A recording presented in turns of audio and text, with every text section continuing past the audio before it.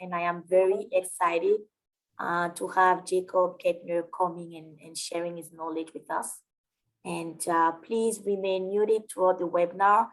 You can keep your camera on if you feel, or you can turn it off if you feel like you're not too comfortable having yourself here with me.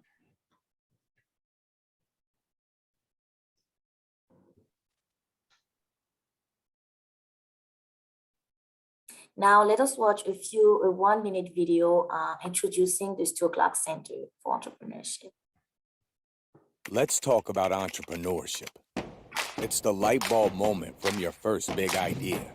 It's the decision to set out on a new path. It's the realization that entrepreneurship starts with a spark, and that spark starts here. At the Stu Clark Center, we're here to nurture your ideas and help spark your entrepreneurial spirit.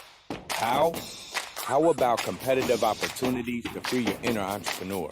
Advice from venture coaches who have walked the walk. Or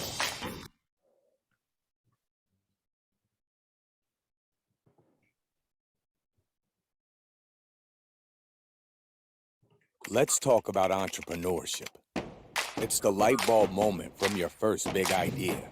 It's the decision to set out on a new path. It's the realization that entrepreneurship starts with a spark, and that spark starts here. At the Stu Clark Center, we're here to nurture your ideas and help spark your entrepreneurial spirit. How?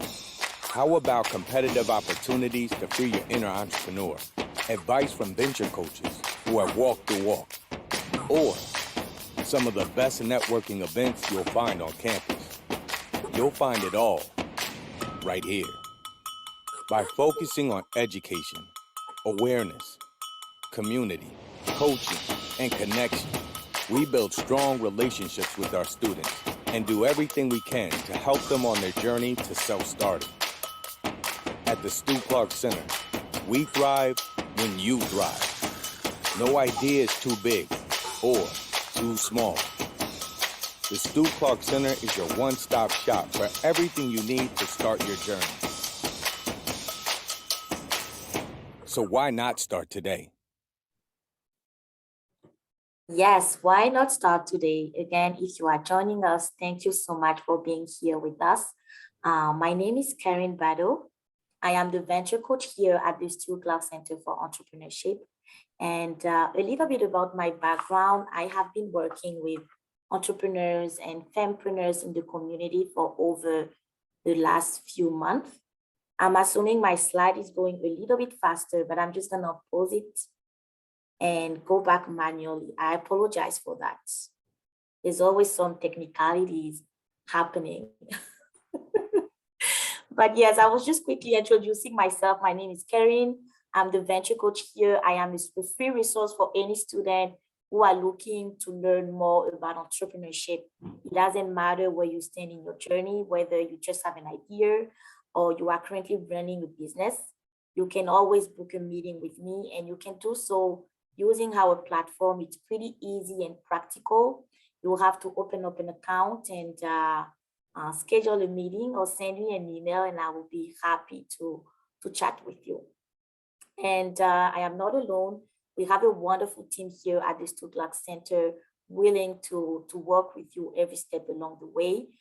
We have our director, Deborah Jonathan-Young, and our marketing coordinator, Lindsay Friesen, Amy, our program coordinator, and we have Melinda, our office administrator. We are all here at the Stu Clark Center willing to work with you to answer any questions you may have. So if you are currently on campus, please do not be shy. Come over, come say hi, and chat with either me or one of our team members. And our last webinar is now available for you if you want to attend. It's a good one, because here we love to work with students who have entrepreneurial ideas. And this next webinar, we will be having 3 students from the University of Manitoba joining us, sharing their real-time experience. They also were able to compete during our last, we had like a few months ago, we had our biggest event of the year. So they were able to compete and they have a lot to say. So if you are looking to learn more and gain insight on how you can move forward with your idea, please go now and register for that one. And let us dive into our topic today, metrics and analytics for startup. And as I mentioned a few minutes ago, we have an expert, Jacob Kettner, coming here today to share with us how we can optimize our search engine, how we can utilize the metrics to move forward and bring in more customer, more traffic on our website. And a little bit on our speaker today, Jacob Kettner is the owner and CEO of First Rank, a digital advertising agency based in Winnipeg, Manitoba. And he's also a graduate from the University of Manitoba himself, as we are very proud to have him back here and presenting today. He's been working as a solopreneur, but now he is managing a staff of 20 people, clients across North America. So with no further ado, I'm gonna have Mr. Jacob coming and taking over.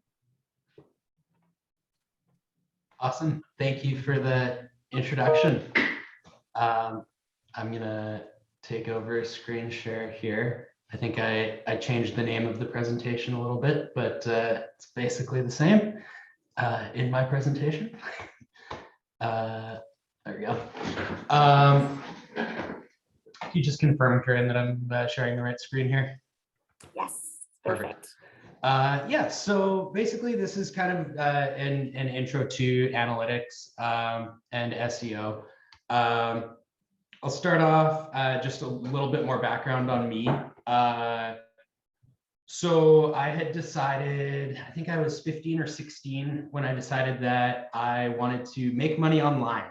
Of course, I went on Google and searched how to make money online and went through a number of different areas, but the goal was to sit behind a screen and not have to interact with people and make a good income. And it's pretty much the opposite of where I've gone with the business. Of course, I've evolved and matured since age 15 or 16, but basically every business is a people business. I spend most of my time talking to clients, managing staff, and doing presentations. So didn't quite come through on that dream, but basically when I graduated from school, I had started e-commerce dropshipping business selling gas fire pit tables across mostly the US. And that business was fueled pretty much entirely based on Google ads. I didn't have a great grasp on metrics or analytics, but it was a good time when Google ads were cheap and the business made money. And it reached a point where the ads started to get more expensive, and I wanted to do SEO and get free traffic, and hired a few firms to do it that didn't pull through, and then ended up learning about it myself and really kind of developed a passion for the SEO side of things, and started working with local businesses to help them rank better in Google, and it pretty much took off from there. So that's kind of the background on me.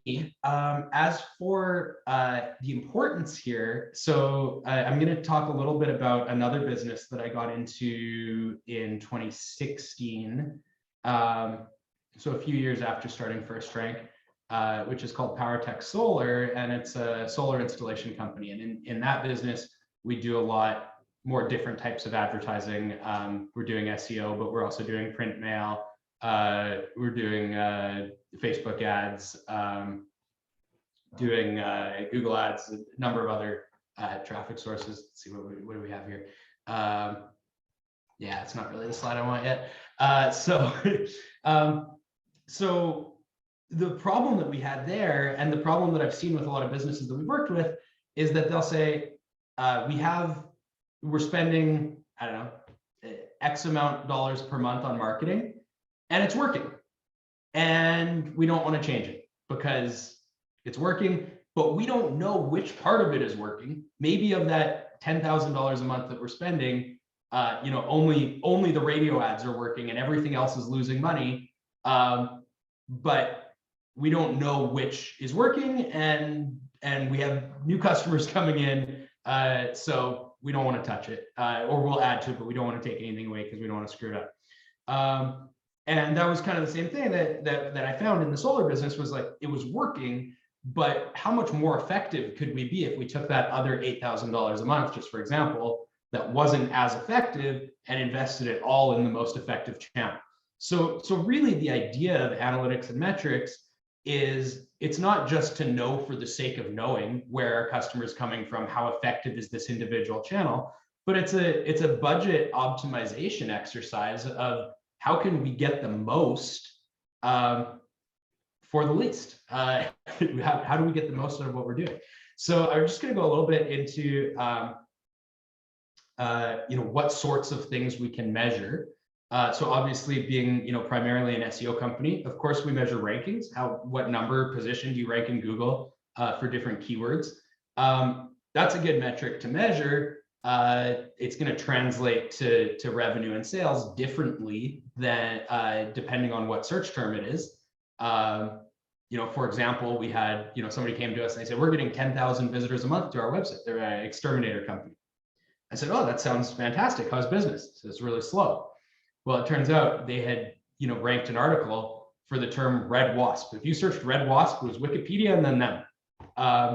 So they were getting tons of traffic from people all over the country and out of the country and out of their service area that were just searching for the term red wasp. But really, maybe a few hundred visitors a month that were searching specifically for exterminator in the region that they served would have provided substantially more value. So rankings and traffic both can be, and so traffic, rankings is obvious, right? Traffic is the number of people that come to a website,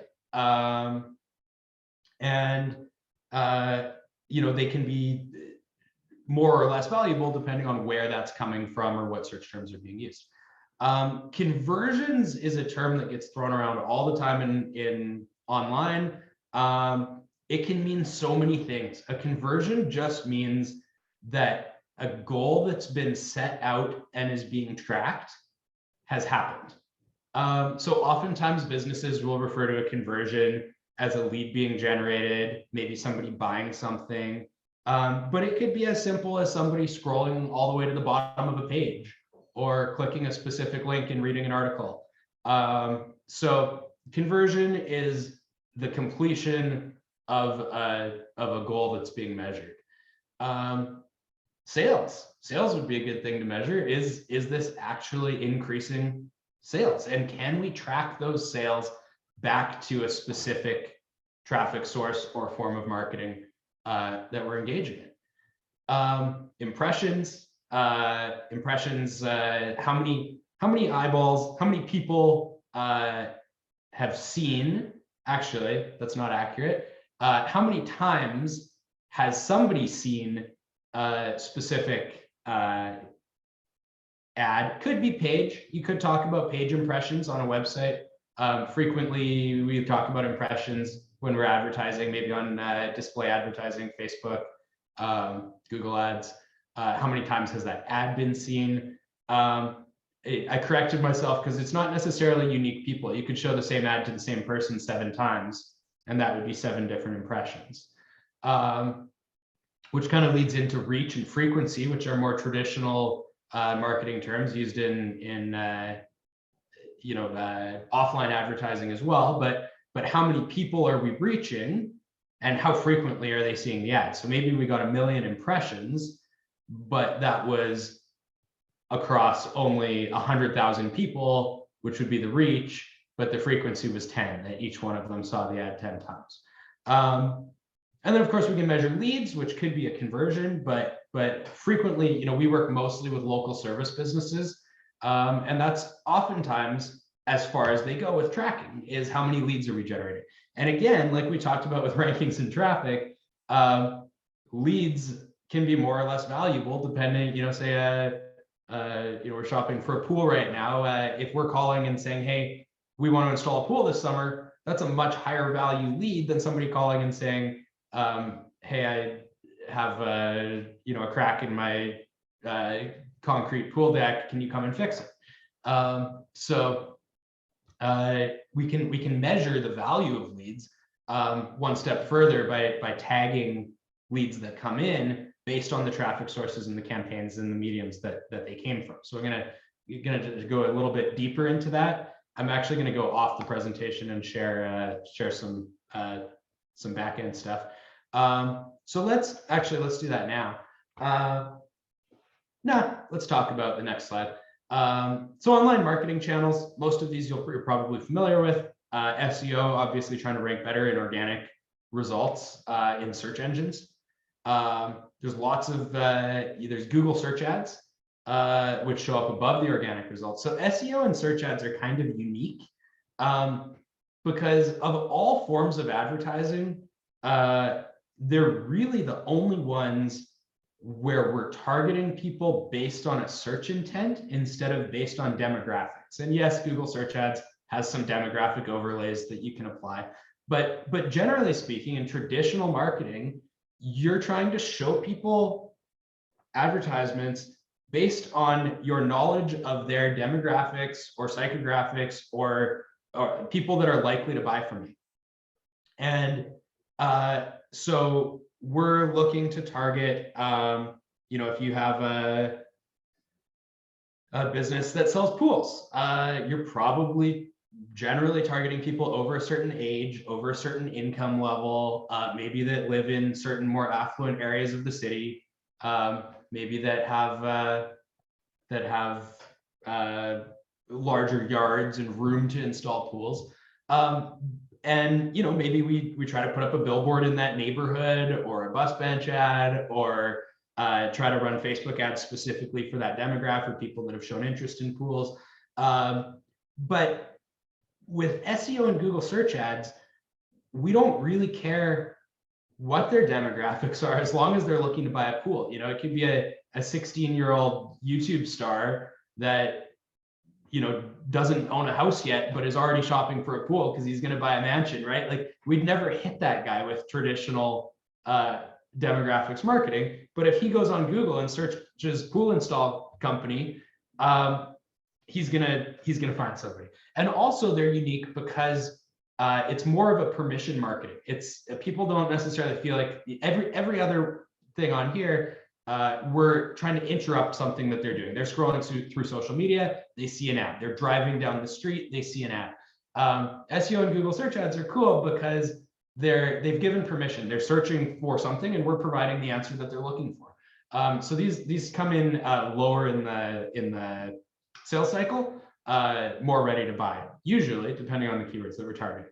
Other forms of advertising, Google display ads. So that's like the ads on websites. Organic social media, so like just posting and growing a following. Paid social media, so running ads to specific demographics. Influencer marketing is very popular. Everyone knows, basically paying people with big followings to promote your products or use your products. I think it used to be called celebrity endorsements, but now it's influencer marketing. Remarketing is tagging people that have already visited your website or completed some specified conversion on your website and showing them display ads. Could be on Google or Facebook or social media or YouTube for that matter. And then there's also YouTube ads are actually getting a lot more popular among local businesses. So those are some different channels that we can use. So let's say we go out back to the initial problem. I say, yeah, I want to spend money on all these channels. I want to be everywhere. I want people to find me no matter where they are. I set up a budget. I spend $2,000 a month on each one of these channels. I start getting business. My phone starts ringing. How do I know which ones are working? How do I know which money is being spent accurately or effectively? So I'm going to jump into, let's see, do I want this slide?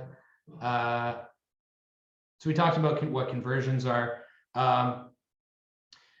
So options for tracking. So we're tracking, what are we tracking, first of all? So new users would be somebody that's coming to your website for the first time. The session would be the number of, like, somebody, if they come today, they'd have a certain session duration. So a session, if they come back 3 times in an hour, they're one session. But if they come back tomorrow, they might be another session.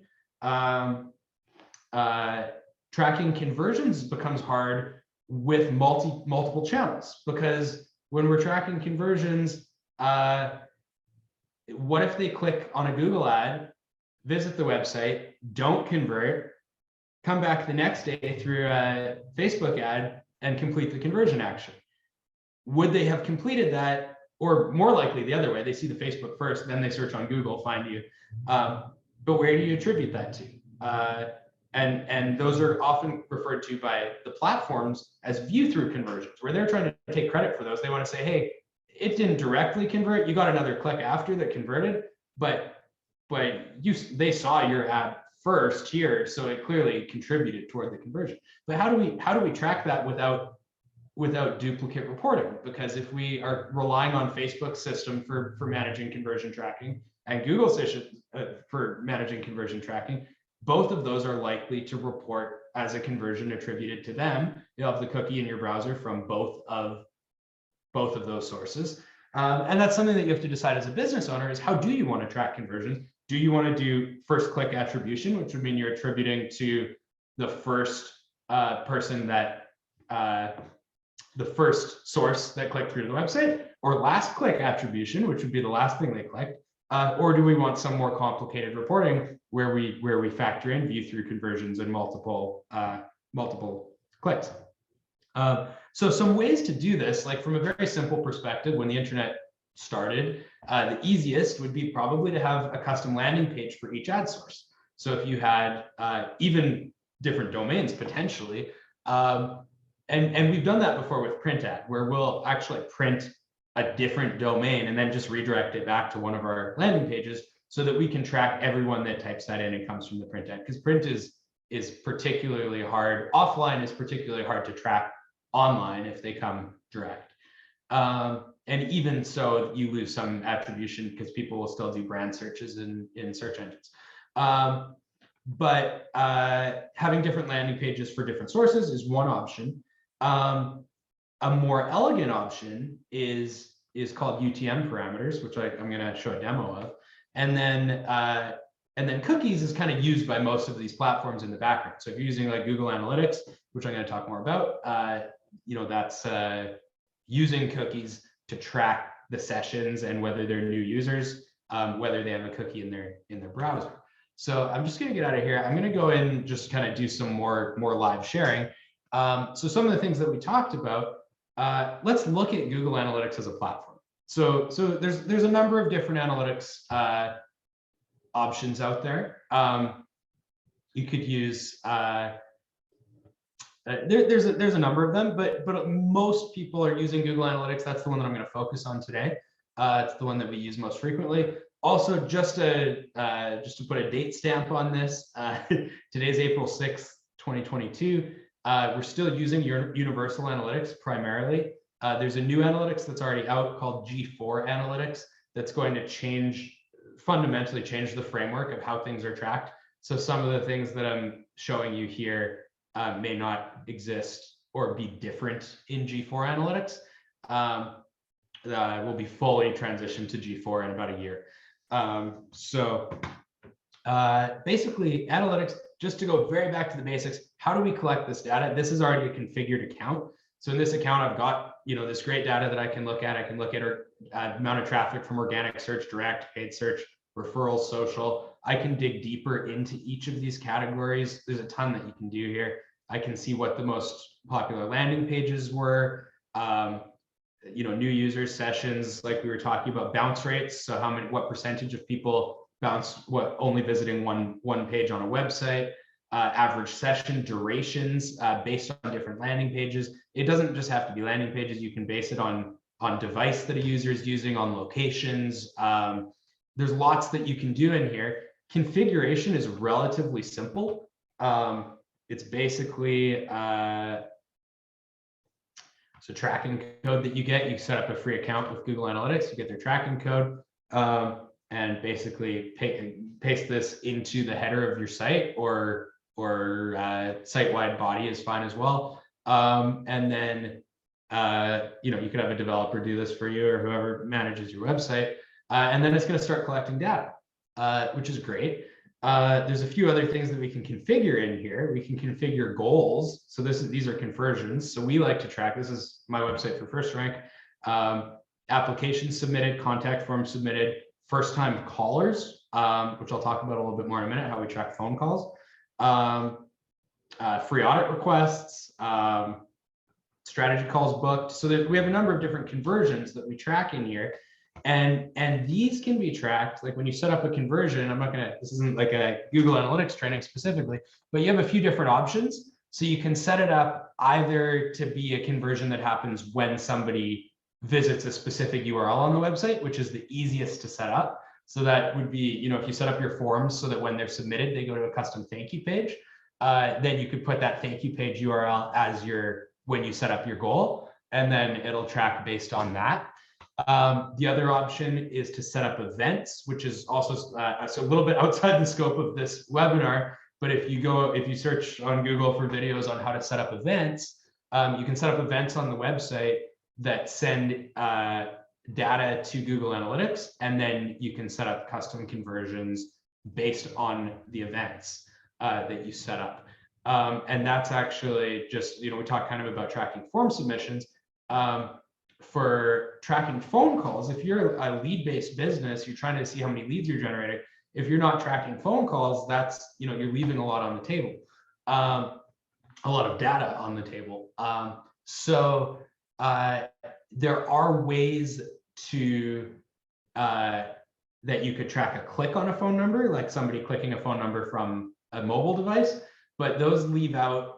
You'll miss anybody that's on a desktop that's picking up their phone and dialing the number. So there's a number of services. One of them is Callrail. There's What Converts. There's a few others. We use Callrail. It's fairly affordable. I have no affiliation with them, but I think it's like $30 or $40 a month. They give you a pool of phone numbers and some code, JavaScript code that you embed on your website.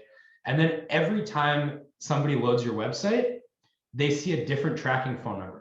So if there's 4 people on your website at the same time, each one is seeing a different tracking phone number. And when that phone number gets dialed, Callrail or whatever software you're using creates an event in analytics, and we have the data knowing what source, all the data that's in analytics and anything else that we're passing maybe through UTM parameters, which I'll talk about in a minute. We get all that data, so we can say, okay, we got, we can look at our phone call conversions, see what devices they're coming from, what keywords they're searching for, what traffic sources, whether they came from Facebook or organic or whatever. Tracking phone calls is kind of overlooked a lot and important. The other tool that I like to use a lot for analytics is called Google Search Console. You should be using Google Search Console regardless of whether you need the analytics, because there's other things you can do in there, like submitting your sitemaps for SEO purposes and whatnot. But the thing about Google Analytics is it's really good for telling you a lot about each of the sessions that visited, where they came from, how long they stayed, all of that information. But they don't tell you if they're an organic session from a search engine, what keyword they searched. Which is important. So Google Search Console gives us the other half, so that you can't set up conversions in here. We don't necessarily know whether these people are actually turning into clients. But what we do know is we can see, you can segment in Search Console by queries. So we can see the most popular search terms that people are searching that are returning our website. You can see the most popular pages. You can dive down into these. So we could say, okay, on our Toronto SEO page, what are the most popular queries that people are searching to find us? SEO Agency Toronto. Like you can find stuff in here that's getting high impressions but low clicks, which means it's probably near the bottom of a page, and focus on those as SEO targets to try to increase their rankings.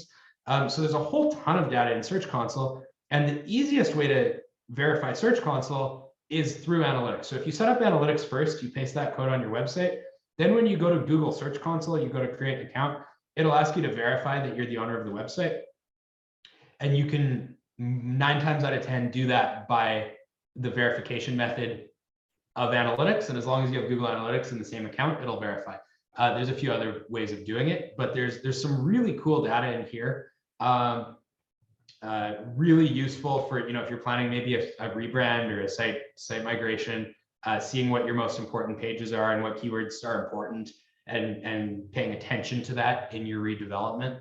Another amazing tool, also a Google tool, free tool. These are all free tools, except Callrail, but all the Google tools are free. It's called Google Data Studio. So this is a report that I created with Data Studio, but basically Data Studio has connectors that can connect to not only all of Google's platforms, but there's a number of third-party connectors for other reporting softwares. And we've actually written, like, it's not hard to write connectors, so you can get custom written connectors. So we track, here where this report has some shared data in it. So like some of these tables are coming from Google Search Console, some of them are coming from Google Analytics. We have another page that's all of our Google My Business data, like how many calls we've gotten from our Google Business profile as it's been rebranded to, how many phone calls we're getting, how many directions, actions.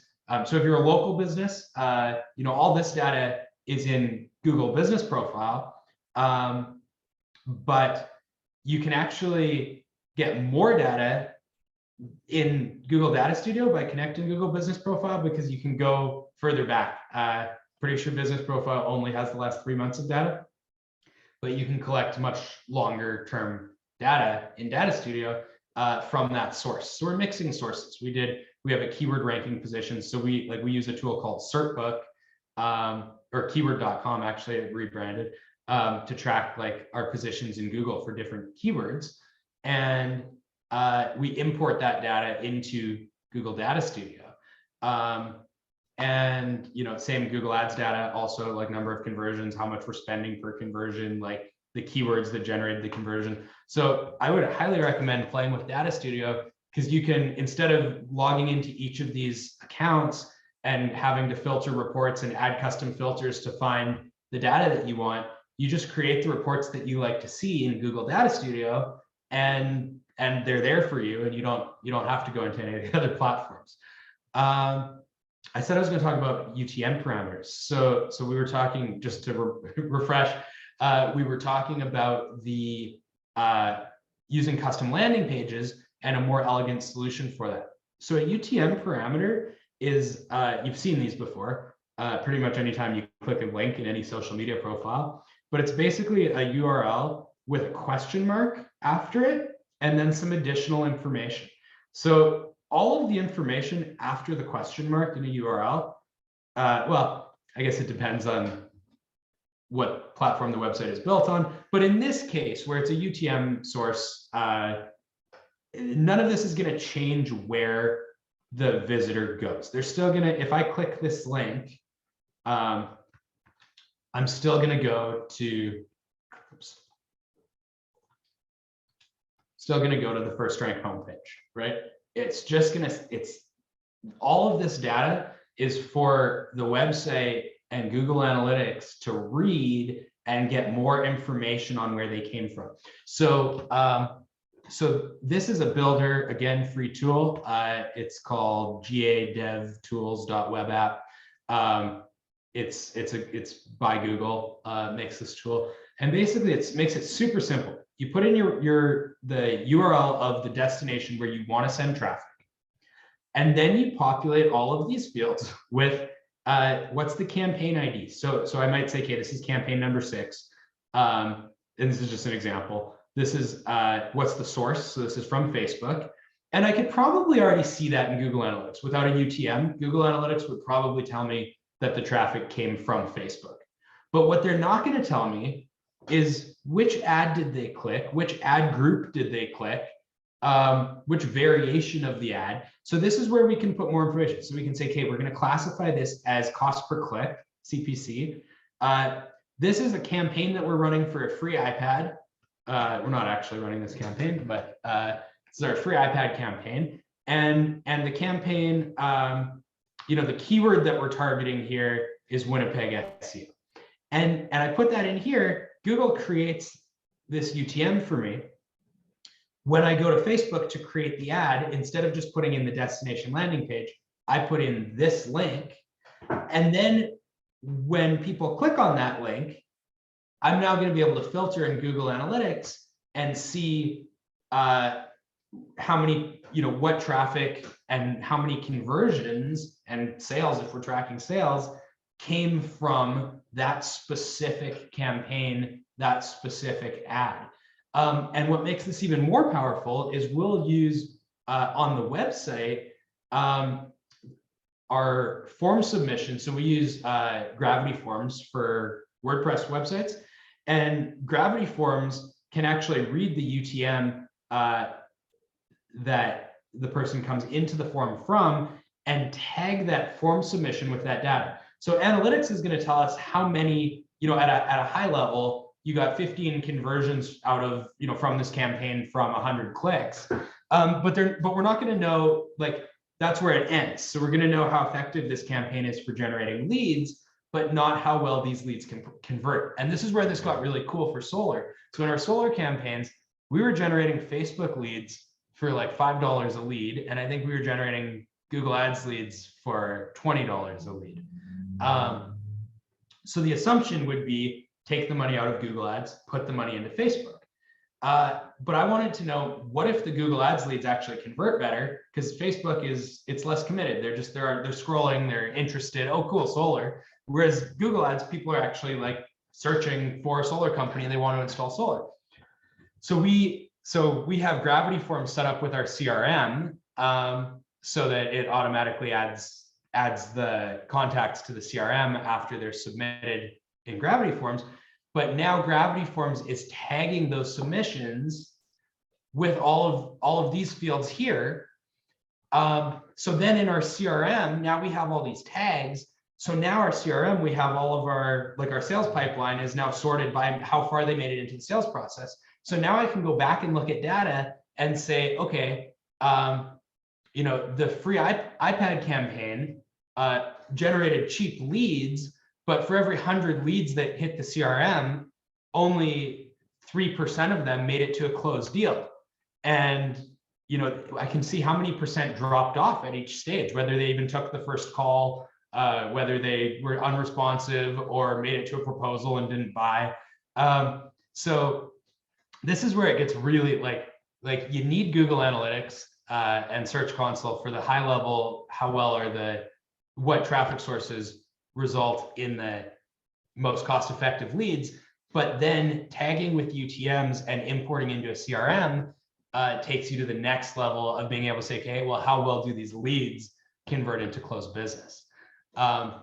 Same thing with Callrail too, like even just for quality of leads, you can record calls on those tracking numbers and then score the leads and then filter, by channels and scored leads. So there's a ton of, I don't want to overwhelm you here. The tools that you need to get set up if you haven't yet, which are really easy to set up, are Google Analytics, Google Search Console.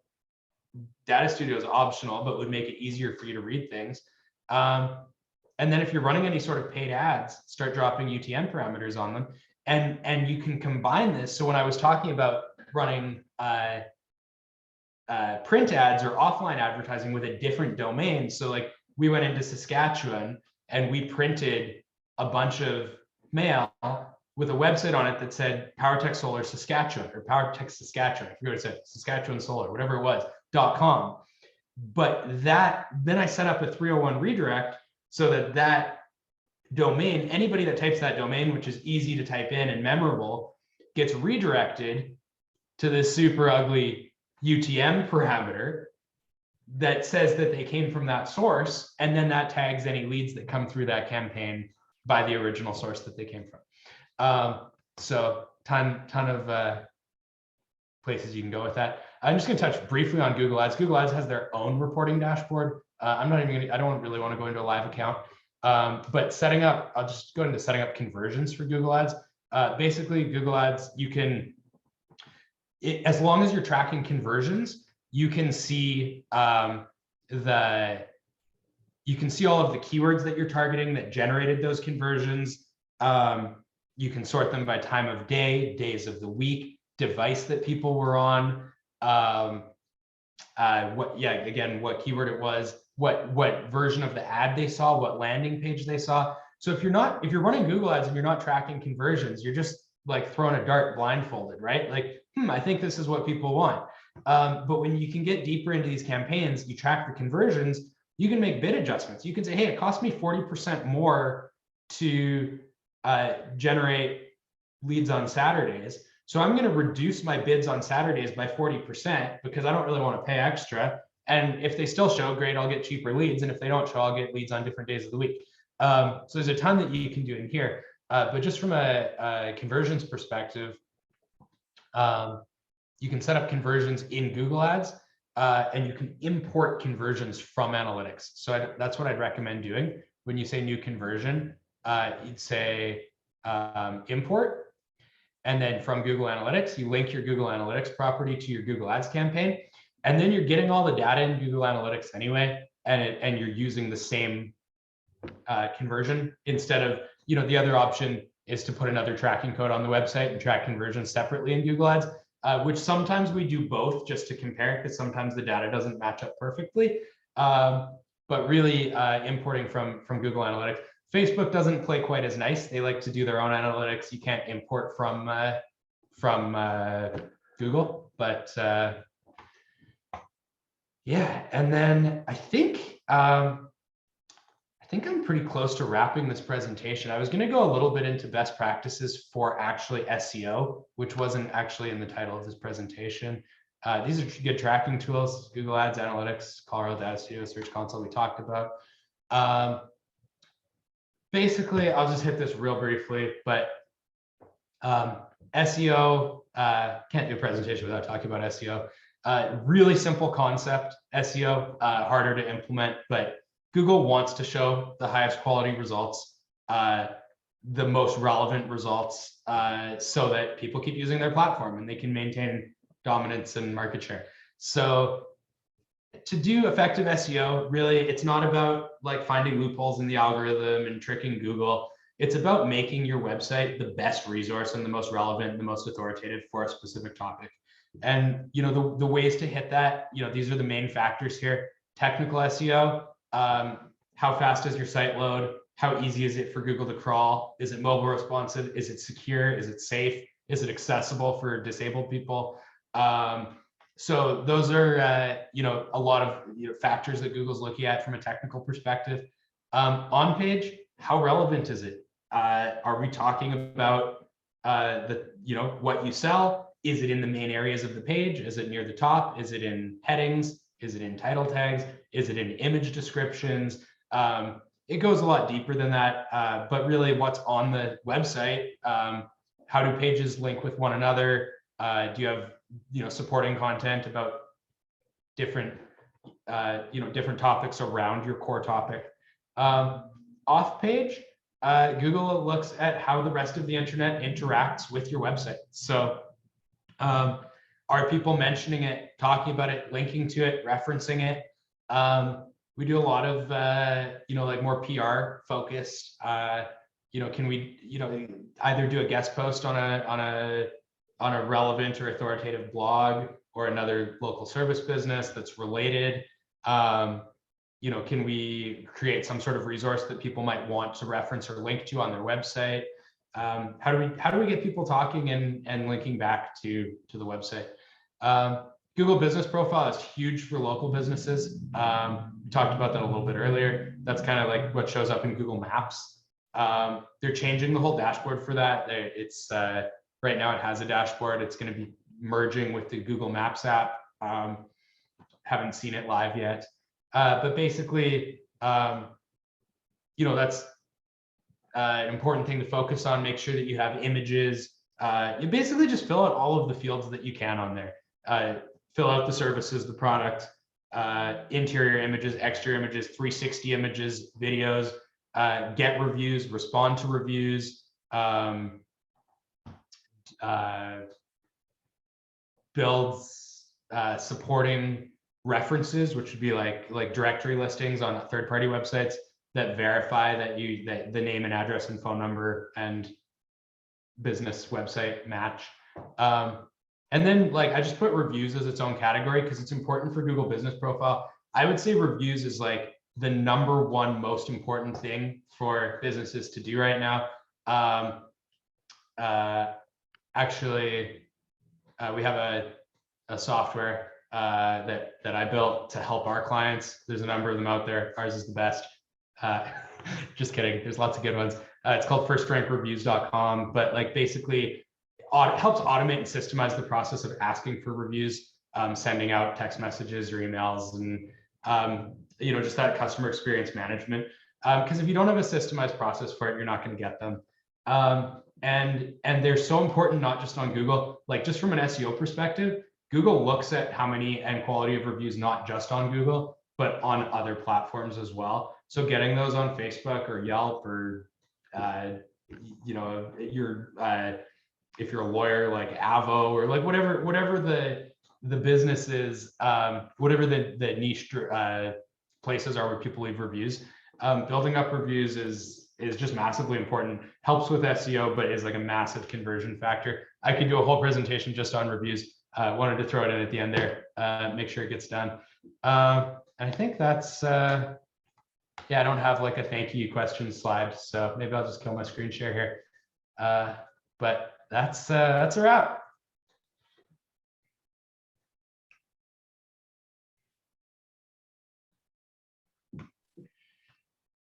Thank you so much.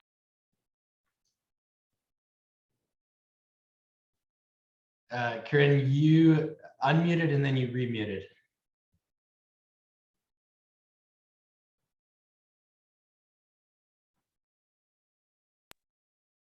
Can you guys hear me? Yep. Okay, perfect. Yes, I was just apologizing because I'm experiencing a little bit of Wi-Fi or internet instability. And I have a few questions here that I'm just gonna quickly read to you. And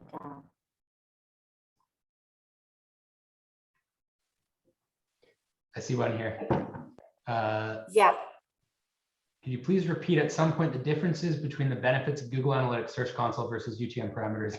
Google Analytics Console, tell us which lead are most effective. UTM Parameter, tell us which leads convert to sales. Okay, so Google Analytics tells you a lot about the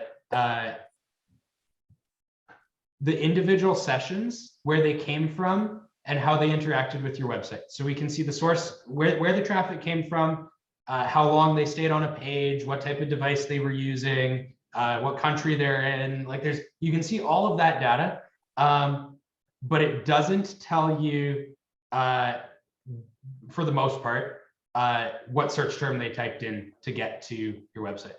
So Search Console is the other half of that. It won't tell you anything about after they hit your site. It's data from Google, like from Google side, not from your website side, up until they clicked your website. And so what they searched and what page they landed on. Sales can be tracked in analytics, but the thing about analytics is you're never going to put your sales team in analytics and say, hey, can you go back to analytics and find the session in analytics that relates to the lead that you were talking to and tell us whether it turned into a sale or not. Analytics is good for sales tracking if it's all online, if you're selling something online, if it's e-commerce, then you get what you need. But the UTM parameter gives you the ability to both give more information to Google Analytics that they might not have had, like if it's a Facebook campaign or a mail campaign, things they might not be able to collect. And the UTM can also be read by a form on your website and then tagged into a CRM. So it gives you, that's where your sales team might say, okay, yeah, we marked this lead as sold or abandoned. And you can go back and say, oh, that's interesting. That lead came from a Facebook campaign, where you're not really going to get that kind, like for offline sales, you're not going to get that kind of feedback outside of your CRM platform. So hope that helps. Thank you so much, Jacob. I have another one here saying, if I do not have any IT or coding experience, do you suggest that I hire a consultant or work with a developer? I guess it depends what, I don't know. It depends if you have more time or money. The development side of it, not hard. Like there's like, you might realistically, for like the only complex part might be trying to pull data like tags out of UTM parameters and import them into a CRM. And at that point, like I'd say like find somebody that knows specifically the CRM that you're using, on like Upwork, and like you probably get somebody to do 2 hours of work and like make the implementation. Where you're really going to see the value is, and like same thing, like adding the code to the website, like it's easy, like adding analytics code, like you most likely have somebody that can update your website, or find a Fiverr gig for $5 for somebody to add an analytics code. Like it takes 2 seconds. But the actual like learning how to segment the data and make reports that are meaningful to you, Google has some free courses. They have an analytics course that's free. I'm not sure if there's a data studio course, but I kind of imagine there would be. And those, you might take a few hours to go through that, or have somebody on your team do it. And I'd say that would be more beneficial than hiring somebody to build you reports, because you really understand the data in your business, what you want to track and how you want to track it. And these platforms aren't that hard to use, and it would be nice for you to know how to use them. Okay, thank you so much. And I have a question myself. I often hear a lot of entrepreneurs saying that I'll just have a Spotify ad, or I'll have like focusing on digital marketing to guarantee that they will be successful. I would just like to know your intake on that. Do you feel that for a company to be successful and drive sales, is it just the digital marketing, or is it a combination of different strategies? I think that there are infinite number of ways for a business to be successful. I know business owners that have never spent a dime on advertising, and could they have a much more effect, like a bigger business if they did? Maybe, but it's, it really depends on the business. I think that digital marketing is, if you're looking to grow a business, it's probably the easiest, lowest barrier to entry way to do it, where you can collect the most data and make the most educated decisions. That's why I'm in this space. But no, I can't say that a business that doesn't do digital marketing isn't going to be successful. There's so many ways to drive business that are effective. So. Okay, thank you so much, Jacob, for this beautiful presentation. I've learned a lot. I was just taking notes because I didn't even know that I had to create the Google Analytics account. I was assuming that this is somewhere in the back end of the website. But now that you are explaining that we actually have to go on Google Analytics and create that account and copy paste the little link and put it as a coding, this is already a breakthrough for me, because I don't have a IT background, and I'm assuming a lot of entrepreneurs sometimes are maybe so busy that they focusing their effort on different different aspects of the business, but just having these tips saying that, okay, you can do it yourself. It's very easy. Just copy paste this coding and put it there. You don't necessarily need a developer. It's very helpful. And I'm sure that everyone today was able to take notes and to be able to apply that and get that data, understand what's happening on the back end of your website, of your different platform, and use that information to improve your business. Thank you so much for having us. I apologize again. My Wi-Fi is very unstable, but we're just gonna conclude today. And make sure you register for our next webinar. We're gonna have 3 panelists coming. University of Manitoba, very remote students. So come and I'm gonna conclude today. Thanks again for joining us, and have a great rest of the day. Thanks, Jacob, again.